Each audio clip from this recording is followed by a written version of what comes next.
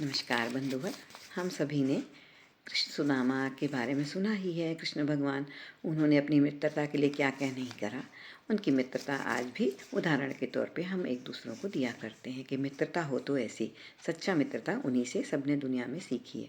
सीखते तो क्या है, आजकल कलयुग में नहीं सीखते, लेकिन उनकी मित्रता आज भी हमें याद आती है और सभी लोग याद करते हैं। उनकी मित्रता के बारे में सभी चर्चाएं करते हैं और याद करते हैं। तो उनकी चने वाली कथा मैं आज आपको बताती हूँ। चने वाली कथा शायद आपने ना सुनी हो। जब ये लोग परम मित्र थे तो बचपन से ही साथ साथ रहा करते थे। उज्जैन में गुरुकुल में कृष्ण सुदामा साथ पढ़ाई किया करते। पहले गुरुकुल में ही पढ़ाई किया करते थे लोग, गुरु के पास, और शिष्टाचार और संस्कार सीखते थे। तो वो दोनों साथ में पढ़ाई किया करते थे। साथ में पढ़ाई करते थे तो गुरु आश्रम के बाहर लोग इकट्ठे हो जाते कि भोजन वोजन कुछ ना कुछ मिल जाता, कोई देने आता।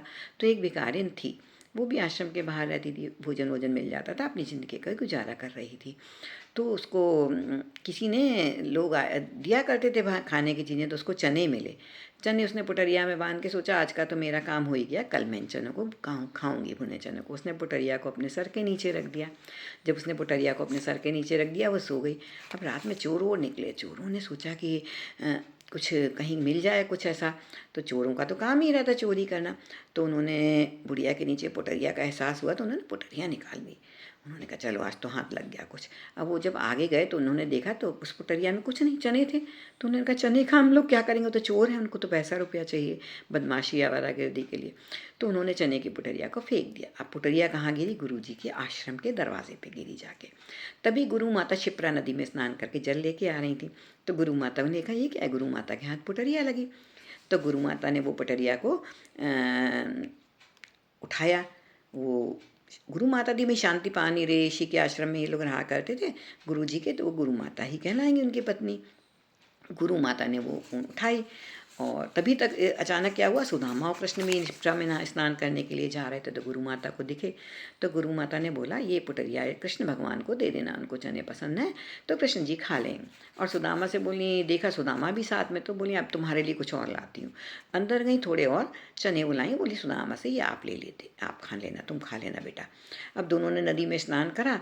तो सुदामा तो भाई इतने छोटे मोटे इंसान थे नहीं, त्रिकालदर्शी थे। उन्हें सब एहसास हो जाता था। उन्हें एहसास हो गया कि अगर ये चने नहीं खाने चाहिए हमारे भगवान को, उनका प्रेम तो हम सत्य था, और वो प्रेम मित्रता की सत्यता अलग ही होती है, उसका बल ही अलग होता है। तो बुढ़िया ने जब सुबह देखा तो उनके चने नहीं मिले, तो उसने ऐसा श्राप दिया कि जिसने जो मेरे चने खाएगा वो मेरी तरह गरीबी में ही जिएगा। अब सुदामा को ये बात सब एहसास हो गया। तो सुदामा ने कहा मैं अपने मित्र को तो ये चने नहीं खाने दूंगा। अब वो नहा के जैसे ही कृष्ण भगवान निकले तो उन्होंने कहा कि भाई ये चने मैं खाऊंगा, मुझे भूख लगी है। और वो चने खा लिए उन्होंने। क्यों खाए? उन्होंने ऐसा नहीं था कि उन्हें भूख लगी थी। उन्होंने इतने बड़े कृष्ण भगवान को अपनी मित्रता के लिए उन्होंने कहा अगर ये गरीब हो गए तो संसार का क्या होगा, ये तो दुनिया के दाता है, द्वारकाधीश हैं। तो अगर ये गरीब हो गए तो इनका क्या भविष्य के, तो इनका क्या होगा। तो उसने कहा मैं गरीब हो जाऊं तो कोई बात नहीं। उसने वो चने खा लिए। इससे कृष्ण में वो सुदामा गरीब हुआ और कृष्ण भगवान भगवान हुए। तो सुदामा की ये कथा हम लोगों को समझ में आई है। तब उन्होंने कृष्ण जब चने खा लिए तो सुदामा की शादी सुशीला जी से हो गई थी। और कृष्ण तो भाई कृष्ण तो दुनिया जानती, भाई द्वारकाधीश थे, वो तो बड़े बहुत बड़े राजा थे। तो कृष्ण अपने द्वारिका में रहने लगे। तो उस श्राप से वो गरीब हो गए थे कृष्ण भगवान। तो और उन्होंने गरीब ना हो जाए इधर से अपने कृष्ण को वो बना दिया था, सुदामा गरीब हो गए थे।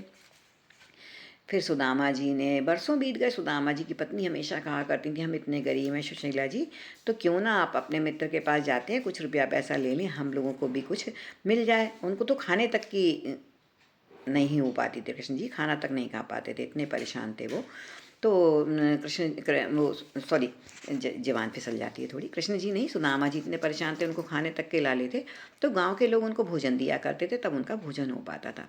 तो उनकी पत्नी के आग्रह पर उन्होंने कहा कि चलो भाई बहुत आग्रह करती, मैं जाऊँगा तो अपने मित्र के लिए क्या लेके जाऊँगा। तो उन्होंने चूड़ा बोलते हैं जिसे, चावल कच्चे चूड़ा उन्होंने ला के दिया, बोले यही है घर में, आप ये ले जाइए अपने मित्र के लिए। अब सुदामा को तो ये भी नहीं मालूम था उनके मित्र कहाँ रहते, द्वारिका कहाँ है।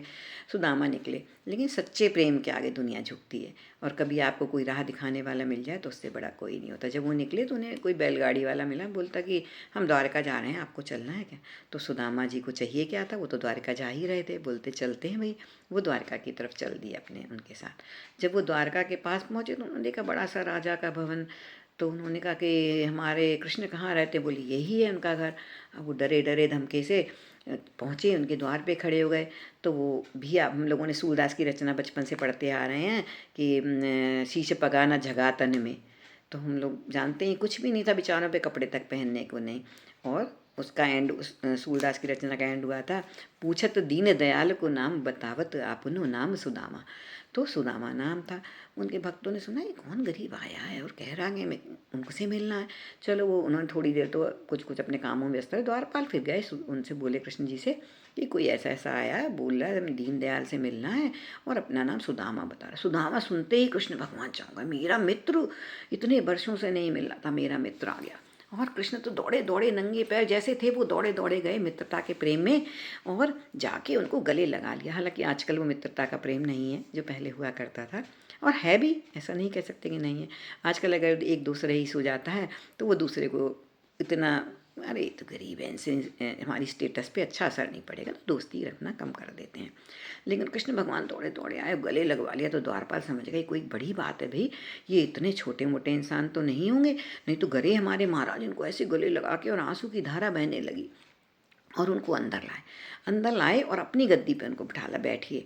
और ऑर्डर किया सब दास दासियों को कि जल्दी से जल लाओ कृष्ण के पैर, कृष्ण जी ने कि हमें अपने मित्र सुदामा के पैर धुलाने, बेचारों के पैरों में बीमारी फट रही, दुर्दशा कितनी है, वो तो बेचारे परेशान इंसान थे।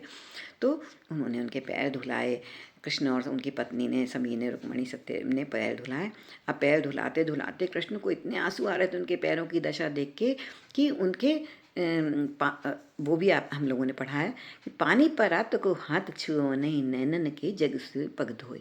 उनके नैनों से इतना पानी, ऐसे अश्रुधारा लगातार बहती चली आ रही थी। जो पानी परात में रखा था उनसे जल नहीं, उनके पैरों पे अश्रुधारा से हमारी पूरे उनके कृष्ण जी ने पैर धो दिए सुदामा के। और बोले कि भाभी ने मेरे लिए क्या भेजा है, दो। अब सुदामा तो बहुत संकोची हो रहे थे, इनको क्या दें, इतने बड़े राजा महाराजा घराने के, इनको हम क्या दें। पर जब उन्होंने कह दिया भाभी ने हमारे लिए क्या भेजा है, दो, तो उन्होंने निकाल के मुट्ठी दी। अब कृष्ण ने एक मुट्ठी जैसे ही अपने मुंह में डाले, वो जो भेजे हुए थे सुशीला जी ने, उनकी पत्नी ने, सुदामा जी की, तो उन्होंने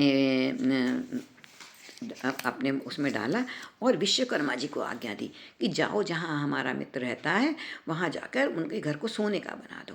अब विश्वकर्मा, ये इनको सुदामा को कुछ नहीं पता, वो तो अपना अंदर से ही सब, कृष्ण तो भगवान थे, सब करते थे। तो उनके विश्वकर्मा जी गए और सुशीला जी से बोले हमें ये घर को सोने का बनाना है।